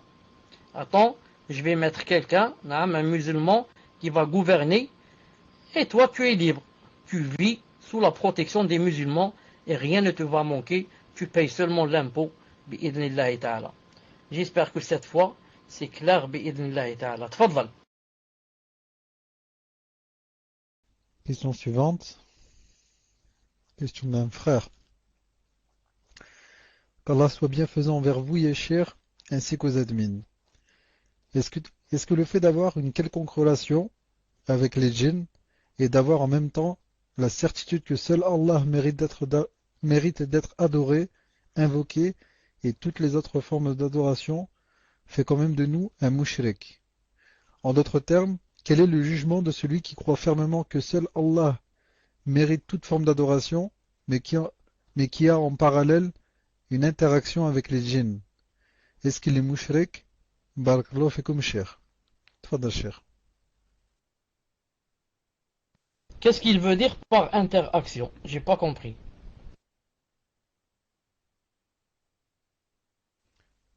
Par exemple, leur demander de l'aide ou bien des choses sur les gens, etc. Je pense que c'est ce qu'il veut dire. Fawzi, demande-lui, Inch'Allah. Mais je pense que c'est ce qu'il veut dire. Maj, pas la peine de lui demander, on répond par supposition, supposons que c'est ce qu'il veut y dire. Cheikh Ibn Uthaymin, rahimahullah. Et avant lui, Cheikh Ibn Taymiyyah, rahimahullah. Car Cheikh Ibn Uthaymin, vous savez qu'il prend beaucoup de Cheikh l'islam. Les deux ont dit que c'était permis, d'avoir un contact avec le djinn musulman si on l'emploie dans des choses qui sont permises. Comme je connais par exemple un djinn qui est musulman, je lui dis par exemple, va faire da'wah dans telle ville, en Inde, va faire da'wah dans tel pays, et comme ça. Mais je dis, ça, ce n'est pas donné à tout le monde. Sinon, les gens peuvent rentrer vraiment dans le shirk et ne plus sortir, se noyer. Surtout avec les qui sont, beaucoup d'eux, sont kuffars et qui mentent et qui rusent et qui ceci, cela. Donc, c'est pour ça que vous me rappelez que Cheikh l'Islam, rahimahullah, a cité dans Majmou' al-Fatawa. Une fois, Omar ibn Khattab, radiyallahu anhu, a envoyé un général à demander qu'est-ce qui se passe de tel et tel côté, de tel et tel endroit, à tel endroit de tel pays ou telle ville. C'est cité dans Majmou' al-Fatawa de Cheikh l'Islam, rahimahullah. Donc, Omar, c'est pas, radiyallahu anhu, c'est pas le genre qui va maintenant jouer avec le shaitan et il va le faire tomber dans le shirk. Mais sinon, si on laisse ça aux gens de la masse, beaucoup tomberont dans le shirk. C'est pour ça que je conseille de nos jours, Allah Ta'ala alam, de s'éloigner de cette chose. Surtout que nous on est faibles et on ne connaît pas bien la aqidah, on ne connaît pas bien le din. Si maintenant on va faire des liaisons avec les djinns, ce sera vraiment grave. Quelqu'un nous a raconté, quelqu'un a raconté, un frère à moi et un ami qui est maintenant, il a un doctorat dans la charia. Il donne des cours ici à la mosquée, une mosquée d'Alger. Il a dit une fois, attendez, comment ça s'est passé, pour que je me rappelle, il a dit que Cheikh Ben Baz, rahimahullah, avait des élèves, entre autres, il y avait un élève qui s'appelait Hamza al-Ifriqi, Hamza l'Africain, quelqu'un de noir, et c'était parmi les meilleurs élèves. Une fois, deux amis à cet Africain sont allés dans sa chambre pour réviser un peu. Ensuite, quand ils sont rentrés dans sa chambre, il leur a ouvert la porte et il est allé s'asseoir, ce Hamza l'Africain. Il est allé s'asseoir comme ça à sa place, un peu loin de la porte, et les autres sont rentrés et sont allés s'asseoir devant lui. Alors lui, il a cru qu'il avait fermé la porte, qu'ils avaient fermé la porte. Quand il s'est retourné, il a vu que quand ils sont rentrés, ils ont laissé la porte ouverte. Est-ce que vous m'entendez? Est-ce que vous m'entendez? Alhamdoulilah. Qu'est-ce qu'il a fait? Lui, Hamza, qu'est-ce qu'il a fait? Quand il a vu la porte ouverte et elle était loin, à 2 ou 3 mètres de lui, il a tendu sa main de sa place. Et sa main a commencé à s'allonger, 3 ou 4 mètres, et a fermé la porte. Ensuite, elle est revenue à sa place, sa main, elle s'est, rétrécie, revenue à sa place. Les autres ont eu peur, les deux. C'est un récit véridique, ce que je suis en train de vous dire. Naam. Ensuite, les deux ont eu peur. Naam. Ils ont dit, qu'est-ce qu'ils ont fait? Ils n'ont pas montré à cette personne. Ils ont révisé avec lui. Ils ont terminé. Ils sont allés voir Cheikh Ben Baz. Rahimahullah, le lendemain peut-être, ou ce jour-là, ils lui ont raconté. Ils lui ont raconté. Naam. Et il l'a appelé. Il lui a fait appel. Il lui a dit, viens. Il était seul avec lui. Seul avec lui. Il lui a dit, voilà, qu'est-ce qui s'est passé hier? Il y a deux étudiants qui sont venus chez toi. Et voilà, ils disent que ta main s'est allongée comme ça. Elle est devenue longue de 3 ou 4 mètres. Tu as fermé la porte. C'est quoi ça? Ensuite, l'autre lui a dit, ya Cheikh, je vous aime beaucoup. Je vais vous raconter un secret, mais vous avez de ne pas le raconter. Le Cheikh lui a dit, d'accord, raconte. Il lui a dit, voilà, je suis un djinn. Je suis un djinn qui assiste à vos cours depuis tant et tant d'années. Je ne sais pas, 10 ou 15 ou 20 ans. Et hier, je y ai sans faire exprès. Alors, j'ai pris la forme de djinn et ma main, je l'ai tendue comme ça, mais je regrette ce que j'ai fait. Et le cheikh lui a dit, moi je te dis la vérité, maintenant que tu as fait comme ça, tu as fait peur à ces deux élèves, et maintenant ils ont à avoir peur, et je sais pas, il peut leur arriver des choses, et maintenant ils vont raconter des choses, et ça va propager, ça va faire beaucoup de fitna. Je te demande par Allah subhanahu wa ta'ala qui t'a créé, de quitter les cours. De quitter les cours. Barakallahu fik. Ensuite, il a dit que cette personne, s'est levée, s'est excusée, et dit d'accord, donc je vais ce que j'ai fait, barakallahu fik pour vos doros, etc. Et depuis ce jour, il n'a plus donné signe de vie. Depuis ce jour, il n'a plus donné signe de vie. Ça, c'est un récit véridique rapporté par un frère que je connais bien, qui a vécu en Arabie Saoudite. Tfadal. Allah yahdik, ta'amallah. Question suivante. Qu'Allah vous raffermisse dans cette da'wa salafiyya, c'est qu'une personne qui était musulmane qui a fait le hajj. Salam alaikum. Est-ce que vous m'entendez? J'étais déconnecté. Donc, comme a dit le frère Ta'amallah, attention aux portes. Attention à vos portes. Que chacun ferme sa porte de sa propre main. Et ne commencez pas à faire des problèmes. Ne commencez pas à nous faire des problèmes dans le salon. Que chacun ferme sa porte avec sa main, Inch'Allah Ta'ala. Et que les djinns qui sont avec nous, qu'ils, Inch'Allah Ta'ala, nous quittent. Et nous laissent faire des cours, Inch'Allah Ta'ala. Fadlal.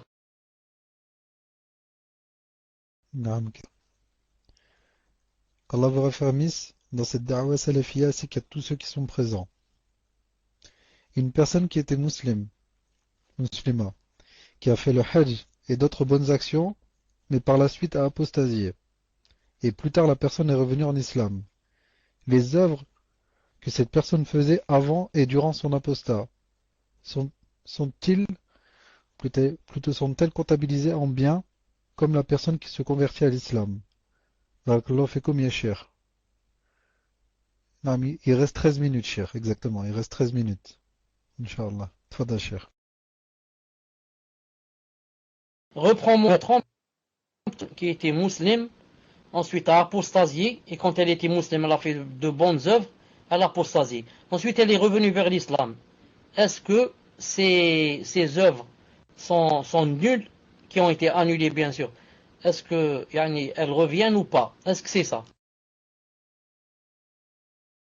Non, est-ce qu'elles reviennent? Donc par rapport à son hajj, etc. Et est-ce que les bonnes et mauvaises actions durant sa mécréance, durant sa période de mécréance, est-ce qu'elles seront comptabilisées en bonnes œuvres lorsqu'elle se reconvertit, lorsqu'il va se reconvertir à l'islam, lorsqu'il va revenir en islam? Allahu a'lam, c'est le sens de la question. Tfadal, Cheikh. Il y a deux choses, ou alors deux questions dans la question. La première, pour son hajj et ses bonnes œuvres, les bonnes œuvres que la personne a faites, quand elle était musulmane, ensuite elle a apostasié, ses œuvres restent suspendues. Ses œuvres restent suspendues. Ensuite on va voir. Si elle meurt comme ça, les œuvres vont être nulles et vaines. Si elle revient en islam, ses œuvres reviendront avec elle, les bonnes œuvres. Malgré que Allah subhanahu wa ta'ala dit dans le Coran, وَلَقَدْ أُوحِيَ إِلَيْكَ وَإِلَى الَّذِينَ مِنْ قَبْلِكَ لَئِنْ أَشْرَكْتَ لَا يَحْبِطَنَّ عَمَلُكَ. Alors que Allah ta'ala dit que si jamais tu fais le shirk, que tes œuvres seront nulles.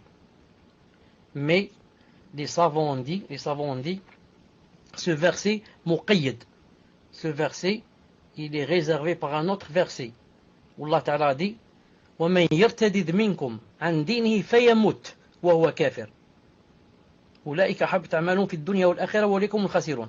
C'est-à-dire l'autre, il faut comprendre ce verset avec un autre verset. Avec un autre verset.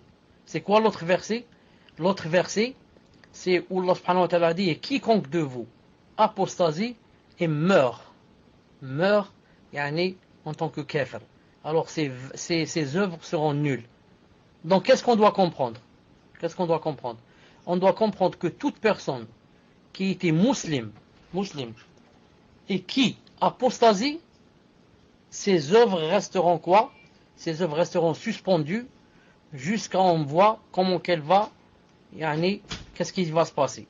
Si elle va revenir vers l'islam, alhamdulillah, ça, les bonnes œuvres vont revenir. Mais si elle meurt, comme a dit Allah Ta'ala, il a dit s'il meurt en tant que kafir, celui-là ses œuvres sont vaines et nulles. C'est ce qu'a dit Cheikh Al-Albani rahimahullah, et aussi Cheikh Ibn Uthaymin, repris par Cheikh Ibn Uthaymin dans un de ses livres rahimahullah.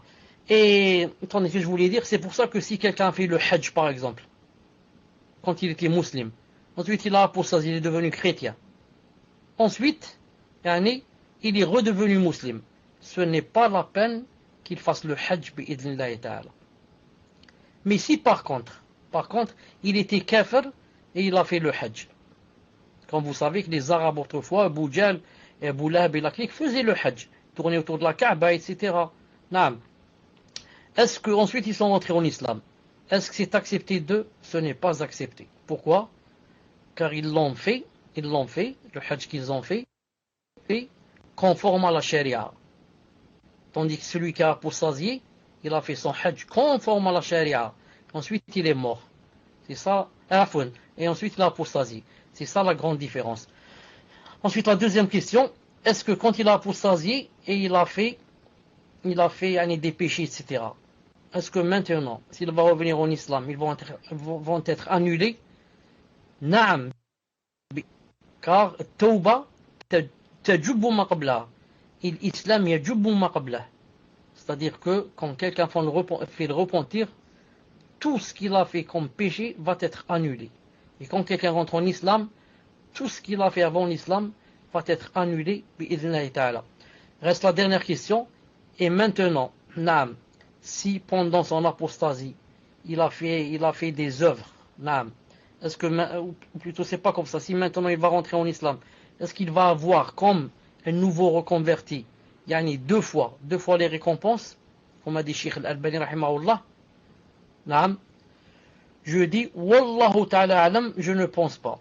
Wallahu ta'ala alam, d'après ce que je sais, que non. Wallahu ta'ala alam, limada. Parce que cette personne, naam, était déjà à la base musulmane et maintenant à l'apostasie. Donc c'est elle qui a délaissé le bien pour aller vers le mal. Et ensuite, elle veut que ce qu'elle a fait dans le mal comme bien, elle voudrait qu'elle soit comme bien. Non. Tandis que l'autre, non. Il était dans le mal et l'ignorance, il ne savait pas. Et maintenant, il est rentré en islam. Allah Ta'ala veut le gratifier et l'encourager et lui donner deux fois la récompense. Wallahu Ta'ala a'lam. Ça reste à vérifier. Maintenant, ça me rappelle une chose. Est-ce qu'il y a une personne ici entre vous qui, une fois, il me semble, Wallahu a'lam, si j'ai une bonne mémoire, qu'elle m'avait demandé, je pense que c'est une sœur, qu'elle m'avait demandé, est-ce que Allah Ta'ala a tout écrit, même ce qui se passe dans le paradis? Qu'est-ce qu'on a écrit pour toute personne, que voilà ce qu'elle fera dans le paradis, voilà comment ça va se... tout. Est-ce que Allah Ta'ala a tout écrit dans la tablette préservée, même ce qui va se passer dans le paradis, etc. Est-ce qu'il n'y a pas une sœur qui m'a posé une question pareille? Tfadlal. Question suivante, cher. Pour une personne désirant entrer en islam, lors de la prononciation de l'attestation, doit-elle la prononcer avec toutes les conditions qui l'incluent, amour, certitude, etc., pour devenir musulman? Tfadal, cher. C'était comme ça, personne ne serait accepté de lui son islam. Il faut l'amour, il faut la sincérité, il faut l'inqiyad, il faut cela. C'est pas possible. Non. Sinon, personne, déjà même, comme certains savants disent, il ne faut pas compliquer les choses pour la personne qui veut rentrer en islam. Comme certains lui disent, il y a 17 conditions. L'autre lui dit, tu veux rentrer en islam? Oui. Mais attends, il y a 18 conditions. L'autre il a peur, il dit, c'est trop. 18 conditions, il faut ceci, cela, je peux pas moi. Je suis bien comme ça. Dis-lui seulement qu'est-ce que ça veut dire, La ilaha illallah, Muhammad Rasulullah. S'il comprend, apprends-lui que voilà, il y a 5 piliers. Voilà, quiconque ne fait pas les 5 piliers, ou bien laisse l'un des 5 piliers, il n'est pas musulman. Et comme ça, il commence petit à petit. Mais si maintenant, le premier jour, tu vas lui dire, voilà, pour rentrer en islam, il y a 18 conditions, je ne sais pas quoi, tu vas lui faire peur, il ne va pas rentrer. Naam, tfadlal. C'est comme chez les juifs. Il faut passer je ne sais combien d'étapes pour se convertir au judaïsme. Et wallahu alam, j'ai même entendu qu'on ne pouvait pas se convertir au judaïsme. Parce qu'il fallait être né juif, là, je ne sais pas. Un moulin, il faut 6 ans. Non, alam, c'est une mission impossible. Question suivante, question d'une sœur. Ma question concerne le tawhid de la seigneurie. Celui qui dit l'attestation de foi avec sincérité mais n'effectue pas d'acte d'adoration, font-ils partie des gens qui entreront au paradis par rapport au hadith qui dit que celui qui a dit la shahada rentrera au paradis? Barakallahu fikum, cher, pour votre réponse. Tfadal, cher. Afwan, j'étais un peu occupé. Si tu peux répéter la question, barakallahu fik. Naam, cher, je vous la répète, Inch'Allah. Question d'une sœur. Ma question concerne le tawhid de la seigneurie. Celui qui dit l'attestation de foi avec sincérité mais n'effectue pas d'acte d'adoration,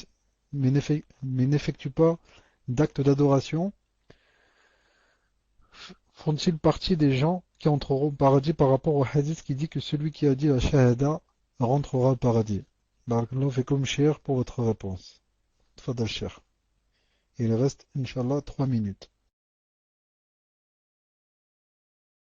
La question que vient de poser la sœur, aussi facile qu'elle puisse paraître, est très difficile. Pourquoi? Parce qu'elle parle d'une chose qu'on appelle, ou bien que les savants appellent, هل ترك جنس العمل هل ترك جنس العمل هل ترك جنس العمل يكفر به صاحبه أم لا. نعم.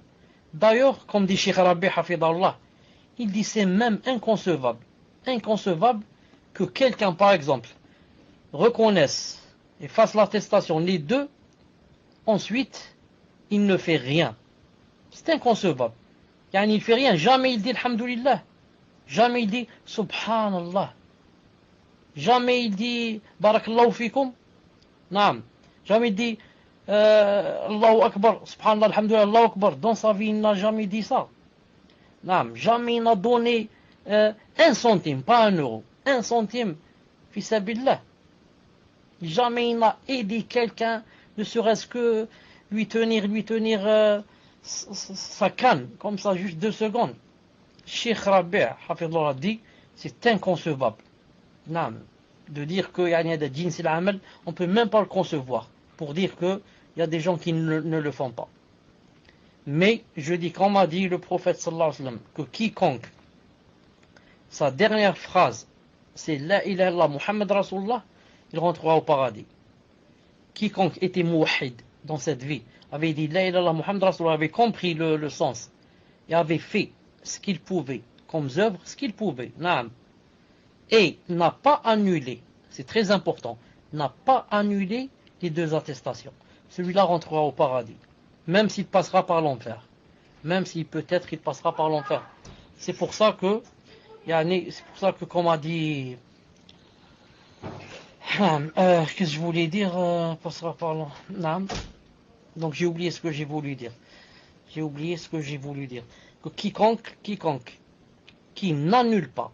Voilà ce que je voulais dire, c'est que dans le prochain cours, non pas le prochain cours, peut-être dans le deuxième cours qui va venir après, il y aura les annulatifs des deux attestations. C'est très important, Inch'Allah Ta'ala. Naam. Tfadal, une dernière question. Naam, cher, donc, je voulais donc une dernière question, Inch'Allah. Question d'une sœur. Hafizakumullah, une sœur du Minhaj est étudiante en Master 1 en droit des entreprises. Il y a 4 ans, quand elle a commencé ses études, elle s'était renseignée auprès d'un imam qui lui avait dit que c'était permis dès lors qu'elle ne prenait pas les lois des hommes comme supérieures à celles d'Allah Ta'ala. Mais quand elle a connu le Minhaj il y a 2 ans, elle s'est rendue compte que cet imam suivait le Minhaj Ikhwani. Donc elle aimerait savoir quel est le hukm des études de droit, Inch'Allah, barakallahu fikum, assalamu alaikum. Tfadal Cheikh. Non, mais n'oubliez pas, comme le frère Fawzi vient de le dire, Inch'Allah, cette nuit, on recule d'1 heure. Donc à 3 heures, il sera 2 heures, et donc ça inclut que pour les prochains cours, Inch'Allah, il n'y aura plus de décalage horaire avec le Cheikh. On sera à la même heure du bled. Donc Inch'Allah, surtout Cheikh, si vous changez les heures des cours, etc., annoncez-le sur le site et sur Twitter, Inch'Allah, barakallahu fikum, tfadal Cheikh. Naam, je suis en train de penser à c'était quoi la question.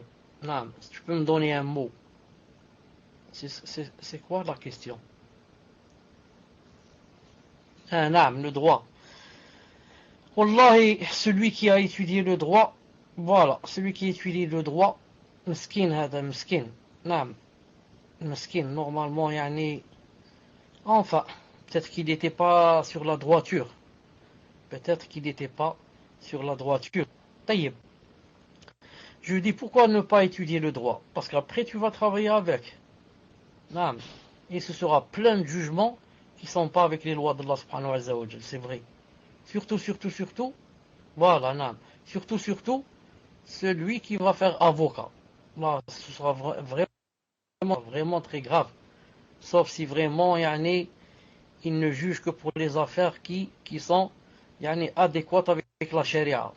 Et toutes les autres affaires, il les rejette. Car comme vous savez, l'avocat sait que son client a tué quelqu'un et il vient et il le défend, il dit qu'il est innocent et il jure même par Allah, il jure à sa place. Je jure par Allah que c'est quelqu'un de très connu, que que c'est quelqu'un de fiable et de confiance, etc., et qu'il ne l'a pas fait exprès, ceci, cela, alors que l'autre l'a fait exprès, il a assassiné une autre personne. A'udhu billah. Donc, le droit, c'est difficile de nos jours. Sauf si quelqu'un veut l'étudier juste pour le connaître, pour savoir où sont les erreurs, où sont les fautes. Car ça a un rapport avec la charia. Naam. Il y a beaucoup de lois qui sont contraires à la charia. Donc si cette personne sera contrainte de travailler, donc qu'elle prenne garde pour que elle ne fasse pas quelque chose, elle ne prenne pas une décision ou fasse un rapport, je ne sais pas quoi, qui sera contraire à la charia. Naam. Voilà, Inch'Allah Ta'ala pour aujourd'hui. Subhanakallahumma bihamdik, ashhadu an la ilaha illa ant, astaghfiruka wa atubu ilayk.